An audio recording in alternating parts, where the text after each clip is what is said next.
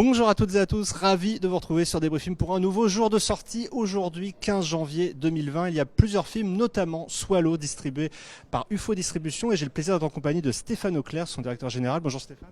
Bonjour. Et Lucie Plumard, en charge de la programmation. Bonjour Lucie. Bonjour. Pouvez-vous nous dire déjà comment vous en êtes arrivé à distribuer Swallow aujourd'hui au Halles, mais évidemment aussi dans toute la France? Au moment de Cannes, où bien sûr il y a le festival, il y a les différentes sélections, il y a le marché aussi. Le film n'était pas au festival de Cannes, il était au marché, ça faisait partie des... Il y avait un petit buzz, hein, ça faisait partie des films qu'il fallait voir au marché. C'est à ce moment-là qu'on a décidé qu'il y avait un truc un peu solide sur le film, une attraction possible, en tout cas un désir de notre part. Voilà, c'est au moment du marché de Cannes que ça s'est passé. Et qu'est-ce qui vous a attiré justement sur ce film-là en particulier?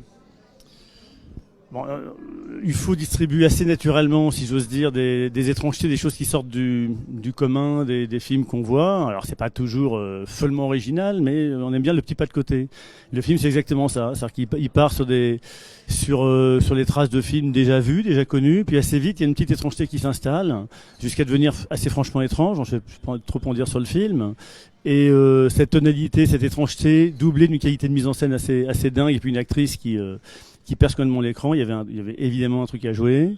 Il y avait aussi cette fragilité des films étranges. Hein. Le film pouvait faire peur. Et après, le travail a un peu consisté à dire non, ça n'avait pas si peur que ça. On a déjà vu ça un petit peu quand même chez Hitchcock, chez quelques autres. On pouvait penser à Safe de Todd Haynes aussi, qui est quand même une référence largement acceptée aujourd'hui. On s'est dit quand même, il y a moyen de le mettre sur cette trace-là. Voilà. Comme vous dites, vous avez l'habitude de sortir des films qui sortent un petit peu des sentiers battus. Et à ce niveau-là, encore que pour d'autres, peut-être, le choix de la date de sortie est crucial. 15 janvier, ça s'est imposé dès le départ. Qu'est-ce qui a fait que vous en êtes arrivé là, peut-être Lucie?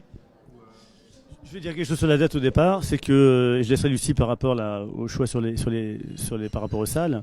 Non, c'est que, comme souvent sur les films américains, au départ, il n'était pas prévu, ni même pas question, contractuellement, qu'on puisse sortir le film avant les États-Unis. Aux États-Unis, il sort en mars, je crois, ou en avril. Donc il y a eu une négo à un moment donné, il faut le savoir, pour que on sentait qu'il se passait un truc. Lucie en parlera un petit peu. Il y a eu une négociation qui a pris un petit peu de temps pour pouvoir avancer cette date, non pas le faire en avril, mai, je ne sais quand, mais plus tôt. Donc on est le premier territoire qui sort le film. Je tenais à le dire. Oui, bah du coup c'est vrai que le film en fait, il a commencé son parcours en France avec le Festival américain de Deauville, où il a eu le prix spécial du 45e, et on a senti qu'il y avait un vrai super accueil autour du film.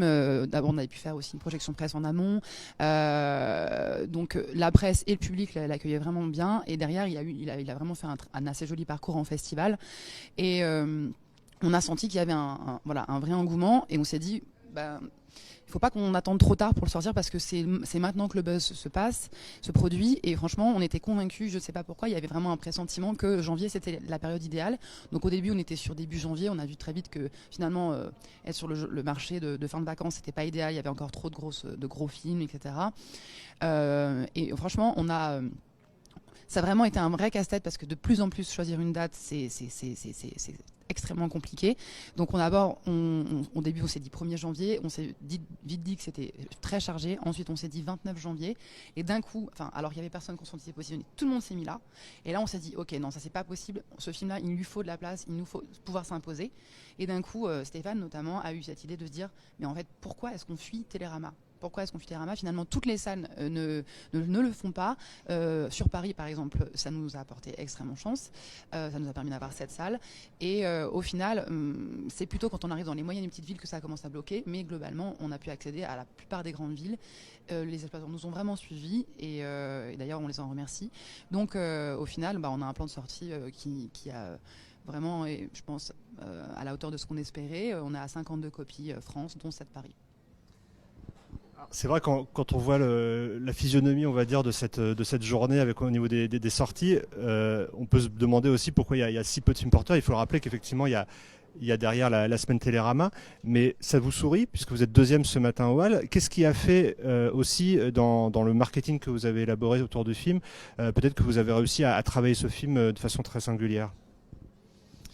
Bon, on pourrait répondre longuement. La date de sortie, elle s'est aussi imposée en effet parce qu'il y avait assez peu de propositions et qu'il se trouve qu'en termes de typologie de cinéma, il y avait assez peu de propositions voisines. 1917, on l'avait pas vu, mais on parle de guerre. On pensait pas que ce serait si gros, honnêtement, vu de loin, parce que la guerre, ça peut être assez touchy, surtout 1917 en France, et on verra ce que ça donnera, mais ça a l'air d'être bien parti. Mais malgré tout, c'était quelque chose tout de suite plus gros, plus action. Donc nous, après il y a les comédies françaises, enfin, on ne fait pas dérouler tout le programme du jour, mais il y avait une place pour les cinémas indépendants américain, plutôt féminin, plutôt étrange. Ça peut s'annuler, parfois paraît-il, mais là je pense j'espère qu'on est sur le bon niveau. Donc il a fallu effectivement rassurer sur l'idée que non, ce n'est pas un film de genre. On a beaucoup dit au début parce que le pitch peut paraître un petit peu délicat. Vous voyez, il y a 2-3 scènes rapidement, vaguement difficiles, mais c'est un film d'un climat et puis un thriller psychologique avant tout, et puis avec une portée féminine évidente, d'abord par le sujet, puis par l'actrice qui incarne le personnage, et puis par la portée du sujet en fait. Et donc il y avait un espace pour se glisser là-dedans, et donc il a fallu expliquer à la fois que c'était ce petit pas de côté dont j'ai parlé. C'est pas un film de plus, les fameux films Sundance qu'on juge souvent à tort plutôt mauvais, alors qu'il y a quand même quelques bonnes choses qui sortent. En l'occurrence, il n'était pas Sundance d'ailleurs, mais donc c'était du cinéma indépendant américain avec ce petit pas de côté, mais avec un public qui peut être un petit peu large, un petit peu curieux. Encore une fois, une veine Hitchcock, Todd Haynes, qui n'y a pas non plus aujourd'hui, complètement insolite, assez rare pour se faire remarquer, mais pas complètement inacceptable. En tout cas, ça donne vraiment envie. C'était l'une des révélations, si ce n'est la révélation du Festival de Deauville en septembre dernier. On vous souhaite évidemment le meilleur pour Swallow, c'est à voir dans toutes les bonnes salles à partir d'aujourd'hui. Merci beaucoup à tous les deux. Merci beaucoup. Merci.